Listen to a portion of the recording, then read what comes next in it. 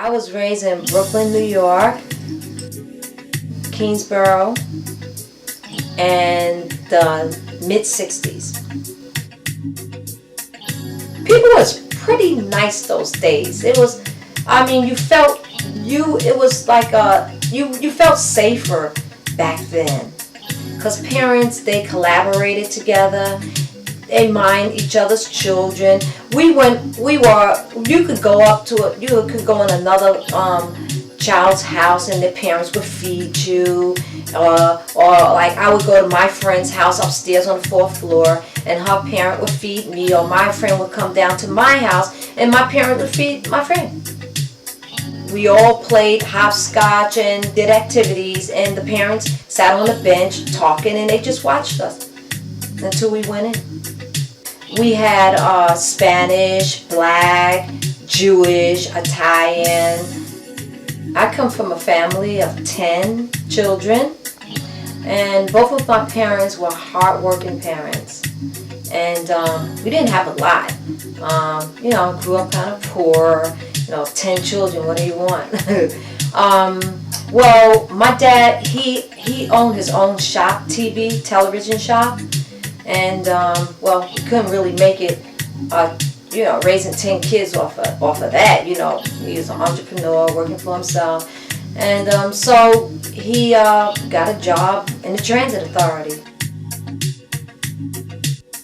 And my mother was self-sufficient. She saved money by sewing and making us clothes, and she knit and made hats and sweaters. I could also remember in Brooklyn, I remember Pops.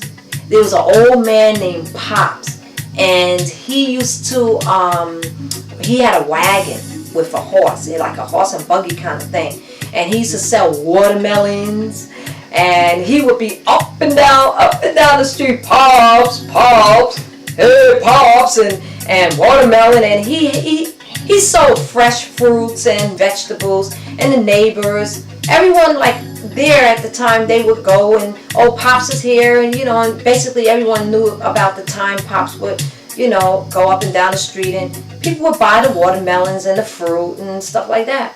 It was pretty interesting. I love Brooklyn. In fact, Brooklyn is areas in Brooklyn I haven't even been into, and I've been here majority of my life. I'm 60 years old, and there are parts of Brooklyn I'm not even aware of. There are different people, different cultures, different languages, different perceptions of how people are.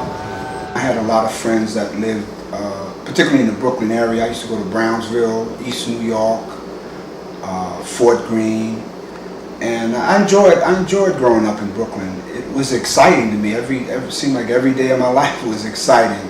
I grew up in Bensonhurst. I used to live on Bay Parkway in 65th Street. I was there until I was about maybe 9, 10, before my parents decided to buy a house, basically back in 89, 90. And ever since then, I've lived out here. Memory-wise, my childhood was a lot better than most people's. I mean, I was very fortunate. I had 2 parents. My father worked in the post office. We never really had to struggle too much, which was a nice thing. I never had to really fend for myself for much. My mom was a stay-at-home mom, so there was always somebody there to talk to, which is nice, actually. Looking back at Brooklyn yesterday, today, what are the changes that you see? Wow, changes. I mean,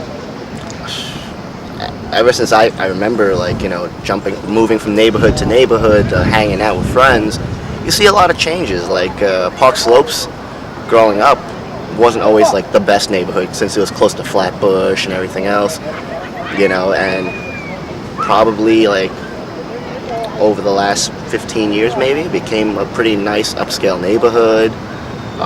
Even the development in Coney Island alone, I mean, when I grew up here as a kid, hanging out, Astroland Park wasn't like the safest place to go to. Now it's Luna Park. Now it's Luna Park. We have a baseball field here now. They're talking about the Dodgers coming back to New York.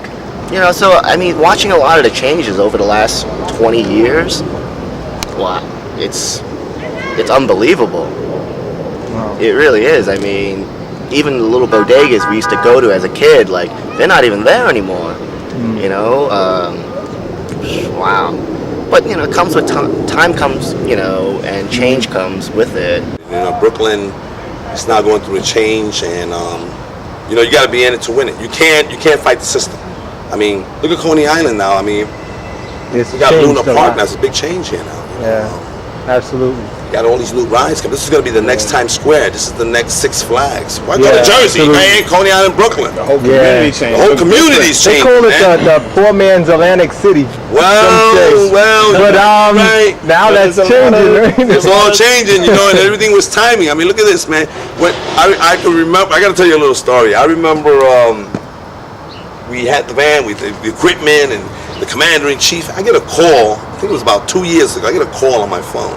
I get a lot of kooks calling me at my number. Yeah, who's this? Oh, my name is so-and-so from the mayor's office. The F out of here. And I hung up on him. Well, you know what? It was somebody from the mayor's office. Because Mayor Bloomberg, you know, was coming down here to cut the ribbon for the grand opening of Luna Park, and I got invited in it. Why?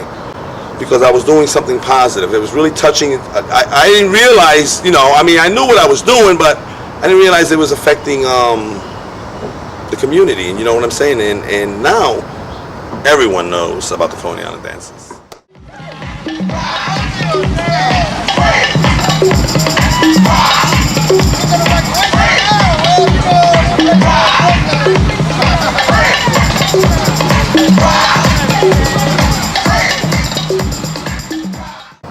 You know, I've come from the streets. I was part of the problem in New York City. And now, you know, I want to make a difference. I have kids, I'm 51 years old. You know, my disco days are over. I come from an era in the 70s where, you know, drugs was the thing to do. You know, that's that era. Free. Yeah, that was you know, Wow, that was that era. You know what I'm saying? Yeah. I'm blessed to be here. You know, I don't have a squeaky clean record, but you know what? Anyone can change. You know, what I mean, Brooklyn's changing and I'm changing. You know what I'm saying? And where exactly in Brooklyn were you raised? Bed-Stuy, do or die, punch you in the eye, and all that corny stuff. That's corny, but you know what? You know who are the tough guys? The guys who are doing what I'm doing and what you guys are doing. Those are the tough guys. thank All you. them brothers in the upstate, yo son, you know what I'm saying, with the state green and all that. Those are the losers. You know, I got my little skid bit here and there. You know what I'm saying, but it wasn't for me. You know, I want to hang out with the winners like you guys. You guys are winners. I appreciate You know? that. Thank you. Appreciate it. Thank you.